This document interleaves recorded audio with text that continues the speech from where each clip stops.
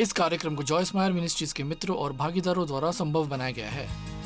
विश्वास को मुक्त होना चाहिए ताकि आपका कोई भला कर सके। एक व्यवहारिक दृष्टिकोण से हम अपने विश्वास को कैसे मुक्त करें। मैं आपको बस 3 आसान तरीके दूंगी। प्रार्थना करके, विश्वासपूर्ण वचन कहकर, जो बहुत सामर्थी होते हैं, और कार्य द्वारा। ये 3 आपके पास हैं।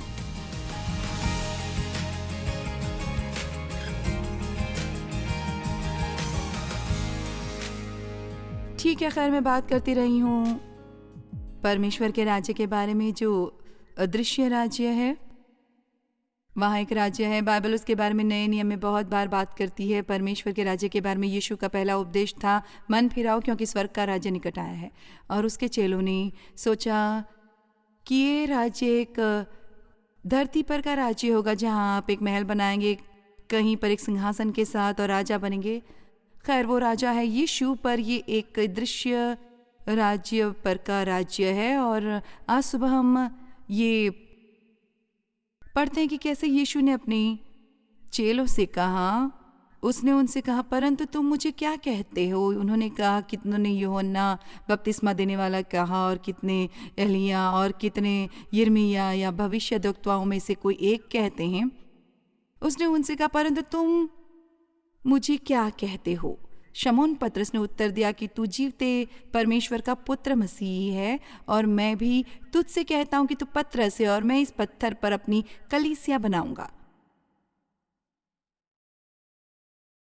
और अधोलोक के फाटक उस पर प्रबल न होंगे। जिस पत्थर की वो बात कर रहे थे वो था विश्वास का पत्थर, यानी चट्टान। हर मनुष्य को एक मात्रा में विश्वास मिलता है। तुम्हारे पास विश्वास है, चाहे आप विश्वासी ना हो तो भी तुम्हें विश्वास है। शायद आप उसका गलत बातों के लिए इस्तेमाल कर रहे हो, पर आपको विश्वास की ज़रूरत होती है। चाहे आपको कुर्सी पर बैठना हो, उसके लिए भी आपको डर लगेगा कि आपके नीचे धंस जाएगी, पर विश्वास वो सामर्थ्य है जो आपके अंदर वास करता है, और परमेश्वर यह हर मनुष्य को देता है। और आप जानते, जब आपको अपने स्थान के लिए अनुग्रह होता है, आप ऐसे काम कर सकते हैं जिसके द्वारा अन्य लोग आपकी ओर देखेंगे और सोचेंगे, मुझे कोई अंदाजा नहीं था कि तुम ये कर सकते हो। पर फिर भी आपके पास अनुग्रह है उस स्थान के लिए जहां आप हैं। परमेश्वर धरती पर उससे ज्यादा नहीं आने देते जो हम बर्दाश्त नहीं कर सकते, पर हम परीक्षा के साथ वो उससे बाहर निकलने का तरीका भी उपलब्ध कराते हैं। तो मैं सचमुच आपको प्रोत्साहित करना चाहती हूँ, यदि इस समय आप एक कठिन स्थान पर हैं और आपका मन हमेशा ये कहने के लिए इंतजार करता रहता है, मैं ये नहीं कर सकता, क्या कभी आप ऐसा सुनते हैं? मैं एक और दिन भी तुम्हें बर्दाश्त नहीं कर सकती। और कल भी ऐसा होता है कि मैं एक और दिन भी इसे बर्दाश्त नहीं कर सकती। और कल फिर ऐसा होता है कि सचमुच परमेश्वर हम इसे एक और दिन भी बर्दाश्त नहीं कर सकते। जानते, अनुग्रह और पवित्र आत्मा की व्याख्या कई बार बाइबल में तेल के रूप में है। तो जब आपके पास ऐसी कोई मशीनरी होती है जिसमें अच्छे से तेल दिया गया हो, तो ये बस बखूबी चलती है, फिसलती है और बहुत आसानी से काम करती है। हमारे घर में बहुत से जिम इक्विपमेंट हैं, क्योंकि डेव और मैं दोनों ही वर्कआउट करते हैं, और कभी कभार हमें इसके अलग अलग पुर्जों में तेल डालना पड़ता है, क्योंकि वो चरमराने लगेंगे और चलने में रुकावट डालेंगे। और कई बार जब आपका जीवन कठिन हो रहा हो, तो आपको बस इसी की ज़रूरत है कि आप पवित्र आत्मा के साथ थोड़ा अतिरिक्त समय बिताएं। आपको फिर से खुश्क जगह हो, तेल डालने की ज़रूरत है। तो मैं दोबारा कहना चाहूँगी, ये जो कुछ भी है जिससे आप इस समय निपट रहे हैं, वो वास्तविकता नहीं है। ये मत सोचिए मैं ये नहीं कर सकता, क्योंकि परमेश्वर हमेशा आपको पर्याप्त विश्वास और अनुग्रह देते हैं वो करने के लिए जो आपको करने की ज़रूरत है। मैं इसे दोबारा कहूँगी, परमेश्वर हमेशा आपको पर्याप्त विश्वास और अनुग्रह देते हैं वो करने के लिए जो आपको करने की ज़रूरत है। शायद एक बार और शायद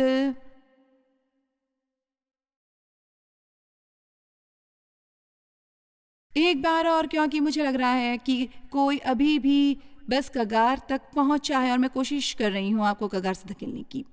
विश्वास कर सकें। क्योंकि देखिए, बात यह है, चाहे परमेश्वर ने हमें कुछ भी दिया हो, यदि हम इस पर विश्वास ना करें कि ये हम में है, तो ये बिल्कुल वैसे ही है जो हमें नहीं है। ये अच्छा है, सोचिए उसके बारे में, ज़रा सोचिए उसके बारे में। चाहे परमेश्वर ने हमें कुछ भी दिया है, चाहे हम ये सोचते हो कि परमेश्वर ने हमें ये दिया है, तो ऐसे भी हैं जैसे मैं बात करती आ रही हूँ कि मैं इसके प्रति सचेत हूँ कि हर समय आपके पास स्वर्गदूत रहते हैं। मेरे ख्याल से इसके बारे में सोचना ही आपको और ज़्यादा सुरक्षित महसूस कराएगा और ज़्यादा सामर्थ्य भी। और आपको बहुत कम ऐसा महसूस होगा कि आप कुछ नहीं कर सकते। भजन संहिता 91 में लिखा है कि क्योंकि वो अपने दूतों को तेरे निमित्त आज्ञा देगा कि जहाँ कहीं तू जाए वे तेरी रक्षा करे और तुम्हारी आज्ञाकारिता और सेवा बनाए रहे।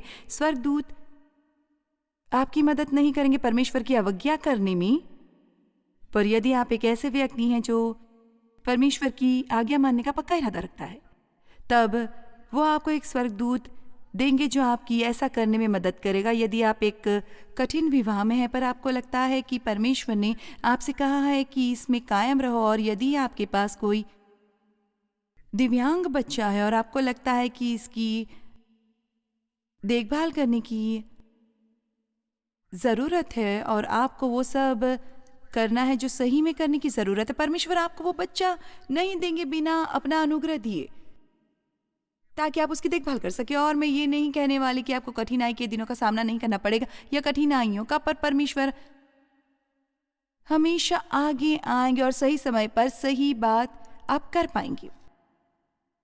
मैंने एक संदेश सुना था कुछ अरसे पहले जिसका नाम था द गुड हार्ट लाइफ, जो एक औरत के बारे में थी जिसका एक एक्सीडेंट हुआ था और उसको स्ट्रोक सहना पड़ा और बहुत सी अलग अलग बीमारियों का वो शिकार थी। उसने ये बहुत अच्छी तरह से बताया कि कैसे उसका जीवन बहुत कठिन था, पर ये सचमुच बहुत अच्छा भी था। तो मैं एक ऐसी औरत को भी जानती हूँ जिसका एक दिव्यांग बच्चा है, और मुझे ऐसा लगा कि मुझे ये संदेश उसके साथ साझा करना चाहिए। तो मैं ये ईमेल कर चुकी हूँ और कहा है कि मेरे ख्याल से तुम्हें ये पसंद आएगा। मुझे लगा जैसे परमेश्वर ने कहा कि मैं तुम्हें ये भेजूँ, और वो ऐसे नहीं थी जिसे मैं ज़्यादा जानती हूँ और उसके ज़्यादा करीब हूँ। मैं बस जानती हूँ, मैं उसके बारे में जानती हूँ। और उसने मुझे वापस टेक्स्ट किया और कहा तुम्हें कोई अंदाज़ा नहीं कि ये मेरे लिए कितने सही समय पर आया था। मुझे लग रहा था जैसे मैं हद पार करने वाली हूँ और इसने सचमुच मेरी मदद की। अब देखिए, इसी तरह से परमेश्वर कार्य करते हैं। जब आपको लगे कि आप एक और कदम भी नहीं उठा सकते, तब मदद करते हैं।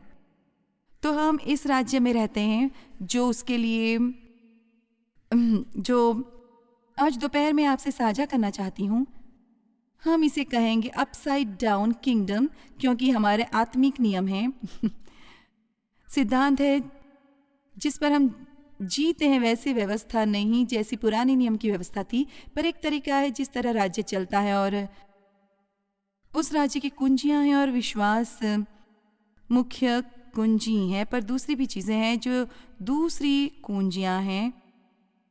यदि आप उन कुंजियों से खोलें तो आपके जीवन में परमेश्वर की प्रतिज्ञाओं में से एक मुक्त होगी। परमेश्वर प्रतिज्ञा करते हैं कि वो आर्थिक रूप से हमारी देखभाल करेंगी। दिया करो तो तुम्हें दिया जाएगा। तो यदि आप देने की कुंजी इस्तेमाल करते हैं, हेलो, तो हैरान न हो कि आप अपने जीवन में बहुत सी ज़रूरतें प्राप्त करेंगे, हेलो, जो पूरी नहीं हुई हैं। या यदि आप कोई बुद्धिमत्ता इस्तेमाल न करें और आपके ऊपर कई किस्म के क्रेडिट कार्ड के कर्जे हों और आपका पैसों पर कोई अंकुश न हो और आप वो हर किस्म की चीज़ें खरीद रहे हैं जिसकी आपको ज़रूरत नहीं है, तो हैरान न हो यदि आपको आर्थिक समस्या आ जाए। जानते हैं हम इस तरह नहीं जी सकते जैसे हमारे पास कोई दिमाग ही नहीं है और उम्मीद करें कि बस परमेश्वर आए और हमें उन सब गड़बड़ से बाहर निकाले जो हमने की हैं। आमीन और आमीन, और मैं कहूँगी आमीन चाहे आप ना भी कहें। तो हम सचमुच ऐसे राज्य में जीते हैं जो उल्टा पुल्टा है। पहली बार जब मैंने ये संदेश पढ़ा, पहली और एकमात्र बार, मुझे लगता है ये पूरी श्रृंखला 21 साल पहले की है। मेरे ख्याल से ये बहुत दिलचस्प है कि वचन कभी पुराना नहीं होता। मैं एक तरह से इसकी तुलना करना चाहूँगी उससे जो मैंने 21 साल पहले कहा था, और देखे तब से मैं कितना बढ़ी हूँ। मुझे काफ़ी यकीन है कि ये सीरीज़ काफ़ी अलग दिखती होगी उससे जो मैंने 21 साल पहले देखी थी, पर जब मैंने पहले पहल ये की थी, मैंने इसे नाम दिया था उल्टा पुल्टा राज्य। जो असल में सीधा है। देखिए, संसार हमें देख रहा है ये सोचते हुए कि हम उल्टे पुल्टे हैं। जैसे खैर जो कुछ भी तुम करते हो उसका कोई तुक नहीं बनता, पर हमारे लिए जो कुछ भी वो करते हैं उसका कोई तुक नहीं बनता, क्योंकि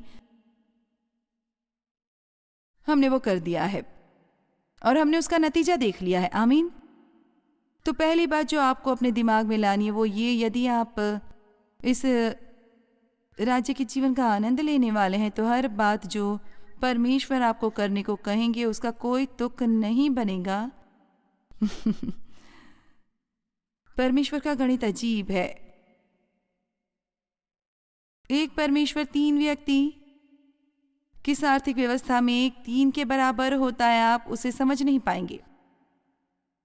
परमेश्वर अपने इकलौते पुत्र को क्यों भेजेंगे कुछ लोगों के लिए मरने को, जो अभी भी पाप में हैं, और उन्होंने उसके बारे में जिस तरह से उन्होंने दुख भोगा, आप ऐसा क्यों करेंगे? मुझे भी ये नहीं समझ आता, पर मैं उन छोटे बच्चों की तरह होंगी। Thank you. आमीन। सिर्फ इसलिए कि इस उपदेश को समझा जा सके। यदि आपने संदेश का वो भाग देखा, मैं यहाँ 10 बच्चे लाई थी जो मुझे नहीं जानते थे और मैं भी नहीं जानती थी, और मैंने उनमें से हर एक को $2 दिए और उन्होंने बस इतना ही कहा। उनमें से किसी ने बस इतना ही कहा, थैंक यू थैंक यू। फिर मैं वापस गई और उन सबको $5 दिए और वही थैंक यू। मैं थोड़ी और सख्त हुई, थैंक यू थैंक यू। जानते जितना ज्यादा परमेश्वर हमारे लिए करते हैं उतनी ही बुलंद आवाज में हमें कहना चाहिए, thank you thank you thank you thank you thank you. धन्यवादी रवैया एक सबसे उत्तम रवैया होता है जो आप अपना रख सकते हैं। तो हम इन कुछ उल्टे पुल्टे सिद्धांतों की ओर देखेंगे, पर सबसे पहले मैं आपसे इस विश्वास की कुंजी के बारे में बात करना चाहूंगी जो राज्य के ताले को खोलती है।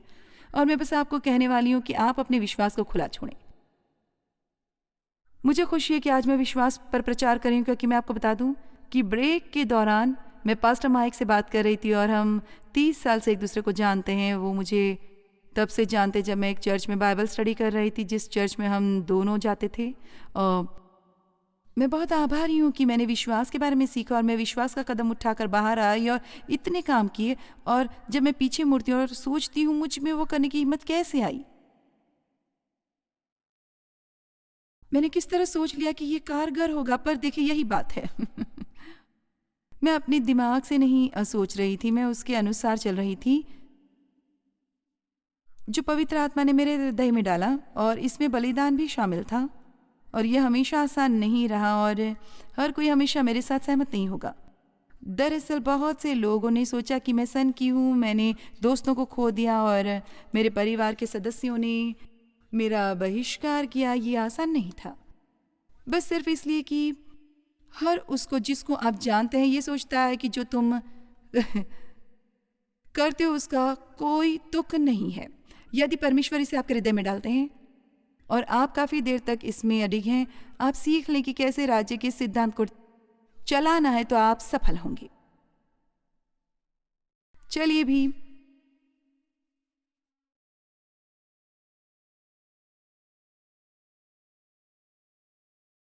विश्वास वो सामर्थ्य जो आपके अंदर वास करती है, ये परमेश्वर की ओर से एक वरदान के रूप में आती है, पर आपको इसे चुनना होगा। विश्वास को मुक्त होना चाहिए ताकि आपका कोई भला कर सके। एक व्यवहारिक दृष्टिकोण से हम अपने विश्वास को कैसे मुक्त करें,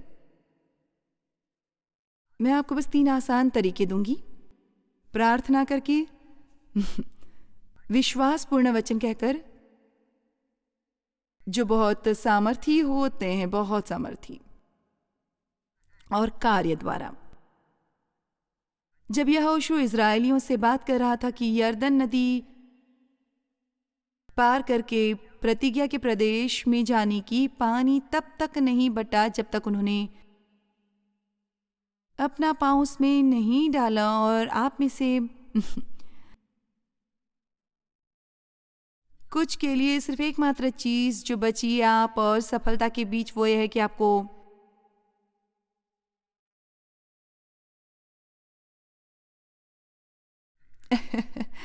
इसमें पाँव डालने की ज़रूरत है। कई बार हमको उसे छोड़ना होगा जो हम देखते हैं, बजाय उसके लिए जो हमें मिल सकता है। क्या आपने मुझे सुना? कल्पना करें जब यहोवा ने अब्राहम से कहा, अपने देश और अपनी जन्मभूमि और अपने पिता के घर को छोड़कर उस देश में चला जा जो मैं तुझे दिखाऊंगा। मेरा मतलब चलो भी उसके बारे में व्यवहारिक रूप से सोचे। उन सबको छोड़कर चले जाओ जो तुम जानते हो, और एक बार जब तुम चल पड़ोगे तो मैं तुम्हें दिखाऊंगा कि कहाँ जाना है। मैंने कहा होता, खैर मुझे दिखा और फिर मैं जाऊंगी। Come on. पता है मैं वापस जाने के लिए समय नहीं लूंगी और ये कि आपको पूरी कहानी बताऊं, पर मेरा मतलब कुछ बातें जो मैंने की है सिर्फ विश्वास द्वारा। तो आपको ये समझना होगा कि आप सचमुच विजयी होना चाहते हैं इस परमेश्वर के राज्य के जीवन में। आप देखें, ये मुझे बस धर्मी रूप में क्रोधित कर देता है, और एक धर्मी क्रोध है, मुझे ये धर्मी रूप से क्रोधित कर देता है इतने लोगों को देखना, क्योंकि मैं उन लोगों में से एक हूँ जो परमेश्वर से प्रेम करते हैं। आपने मसीह को ग्रहण किया है, आप वो करेंगे जो धार्मिकता है, पर आपको पता नहीं है कि इन सिद्धांतों को कैसे चलाना है। आपको अच्छे से बताया नहीं गया है। आपको हर सप्ताह चर्च जाने की ज़रूरत नहीं है और बस किसी को ये बताने की कि आप कितने बुरे हैं। आप ये पहले से ही जानते हैं। किसी को इसे कूट कूट कर भरने की ज़रूरत नहीं है। हम जानते हैं कि हम परफेक्ट नहीं हैं और ये कि हम गलतियां करते हैं, पर आपको ये बताने की ज़रूरत है कि ना केवल ये कि मसीह में कौन है, पर ये कि आप मसीह में कौन हैं। आप मसीह में कौन हैं? खैर, वो स्वर्गीय स्थानों पर बैठे हैं, परमेश्वर के दाहिने हाथ पर हम उनमें बैठे हैं। पर राज्य का जीवन है, मैं यहाँ हूँ और मैं वहाँ हूँ, और यदि आप वहाँ होना चाहते हैं, आप पहले से ही वहाँ हैं। हालांकि आप वहाँ नहीं हैं, आप वहाँ हैं। आप वहाँ हृदय में हैं और आप वहाँ सही समय में वास्तविकता में होंगे। चलिए भी, मैं पूरा दिन पहेलियों में बात नहीं कर सकती। आप पवित्र हैं, बाइबल में लिखा है कि आप पवित्र हैं, पर आप सारा समय पवित्र व्यवहार नहीं करते। आप बस पवित्र आत्मा के साथ काम करने की प्रक्रिया में हैं कि आप इसे अपनी आत्मा से निकाल कर अपने प्राण में डालें और यहाँ बाहर लाएं, जहाँ लोग देख सकें, लोगों को दिखाएं। इसलिए बहुत अरसे तक मैं बहुत असमंजस में थी, पर मैं क्योंकि सुनती तुम मसीह में परमेश्वर की धार्मिकता हो, पर फिर मैं इतना बुरा व्यवहार करती। तुम पवित्र हो, पर मैंने पवित्र व्यवहार नहीं किया। तुम ये हो, तुम वो हो, और तुम्हारे पास ये है, तुम्हारे पास वो है, और इनमें से कुछ भी वास्तविक नहीं होता। और फिर अंत में आई फिलिपियो 2 को समझने पर यहाँ लिखा है, डरते और कांपते हुए अपने अपने उद्धार का कार्य पूरा करो। ये है परमेश्वर के अनुग्रह का वरदान। पर हम पवित्र आत्मा के साथ काम करते हैं ताकि वो हम में से इसे बाहर निकाल कर कार्यशील करें, क्योंकि देखें, मसीह आप में रहने को नहीं आ सकता जब तक हमारी आत्मा को पवित्र न बनाए। तो यहाँ हर चीज़ चमकाई गई है और अच्छी है और वहाँ कुछ गलत नहीं है, ये सब बढ़िया है, पर इसे यहाँ बाहर आने की ज़रूरत है। तो ये मैं यही करने की कोशिश कर रही हूँ। मैं आपकी मदद कर रही हूँ जन्म देने में। मैं आपकी जन्म देने वाली कोच हूँ। आप ये समझते हैं? आमीन। हाँ, थैंक यू।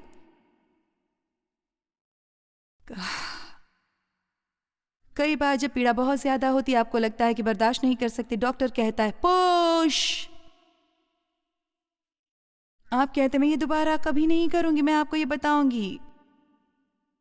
पर जैसे आपको बच्चा मिलता है, आप सब पीड़ा भूल जाते हैं। और मैं आपको यह बता दूं, मुझे इतनी लीवर पेन सहनी पड़ेगी वहां से शुरुआत करते हुए जहां से मैं थी, यहां तक आते हुए जहां मैं इस वक्त हूं। मेरा मतलब है कि ये सीखने की कोशिश कर रही थी कि कैसे मैं अपने पति के आगे विनम्र बनूं। बिल्कुल मार डालेगा। और मेरा मतलब है, मेरे पास एक अच्छा पति था, मेरे पास ऐसा पति नहीं था जिसके आगे विनम्र होना मुश्किल होता। मेरा मतलब देव महान है, पर मुझ में एक बागी आत्मा थी उस पीड़ा के कारण जो मुझे अपने बचपन में सहनी पड़ी थी। पर आपको क्या पता, जानते हैं, क्योंकि जब मैंने उस सपने को जन्म दे दिया हो जो परमेश्वर ने मेरे हृदय में डाला था, मैं बैठी नहीं रहती थी और ये सोचती नहीं रहती थी कि ये सब कितना मुश्किल था। मुझे उससे खुशी है कि मैं उससे गुजरी जिससे मुझे गुजरना पड़ा, क्योंकि आज मैं आपके सामने हूँ।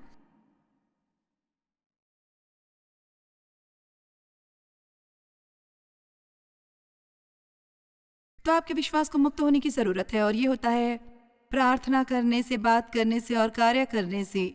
याकूब 5:15-16 सुनिए। और विश्वास की प्रार्थना के द्वारा रोगी बच जाएंगे और प्रभु उसको उठाकर खड़ा करेगा, और यदि उसने पाप भी किए हों तो उनकी भी क्षमा हो जाएगी। जब आप बीमार लोगों को देखते हैं, बस ये मत कहिए ये तो बहुत बुरा हुआ। प्रार्थना कीजिए, प्रार्थना कीजिए। और यदि ऐसी परिस्थिति नहीं कि आप उनके साथ प्रार्थना कर सके, फिर उनके लिए प्रार्थना करें। इसलिए तुम आपस में एक दूसरे के सामने अपने अपने पापों को मान लो, तो एक दूसरे के लिए प्रार्थना करो जिससे चंगे हो जाओ। अब इसे सुनिए, धर्मी जन की प्रार्थना के प्रभाव से बहुत कुछ हो सकता है। बहुत एम्प्लीफाइड बाइबल बहुत पसंद है, जो ये कहती है एक धर्मी मनुष्य की प्रार्थना बहुत ही जबरदस्त सामर्थ उपलब्ध कराती है। इसमें शक्ति है कार्य करने की। तो प्रार्थना एक बहुत ही शक्तिशाली सामर्थ है।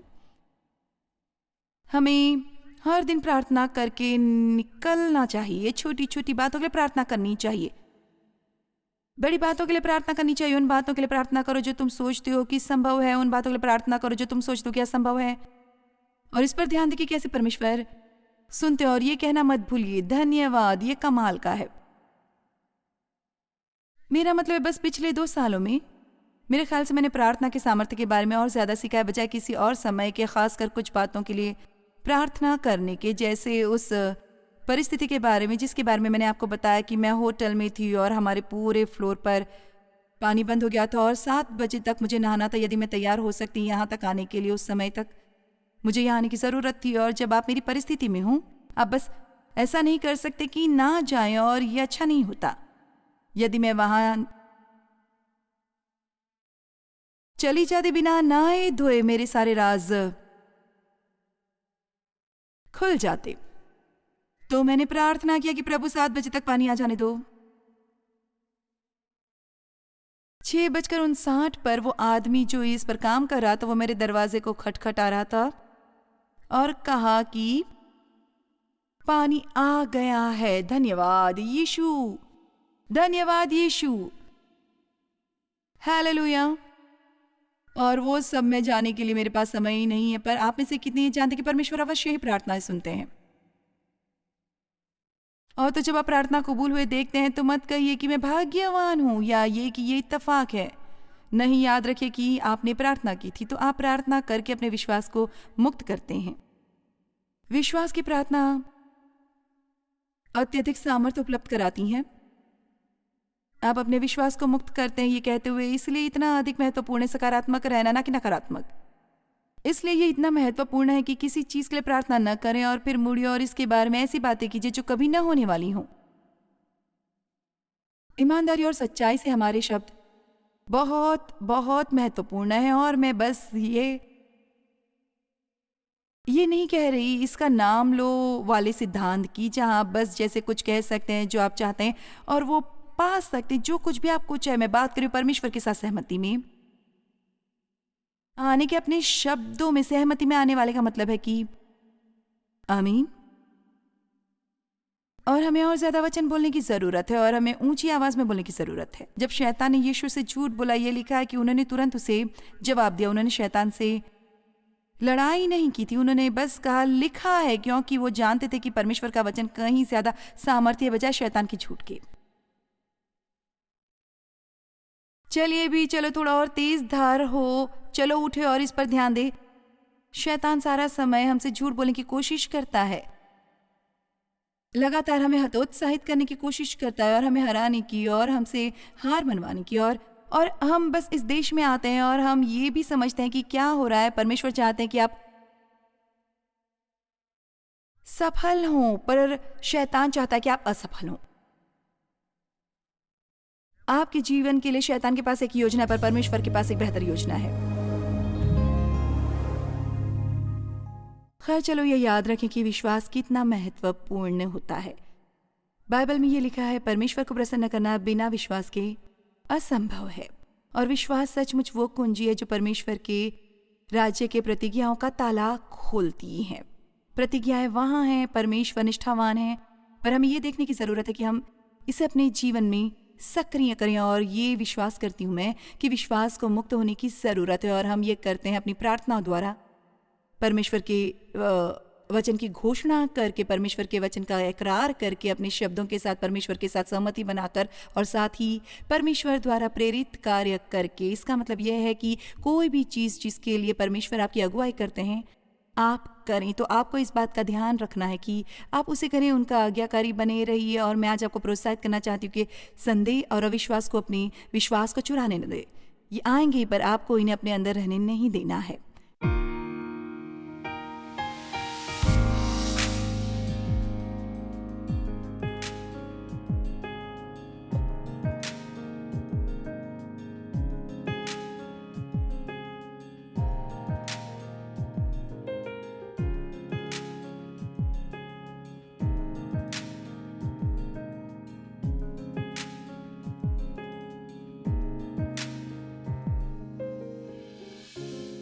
इस कार्यक्रम को जॉयस मायर मिनिस्ट्रीज के मित्रों और भागीदारों द्वारा संभव बनाया गया है।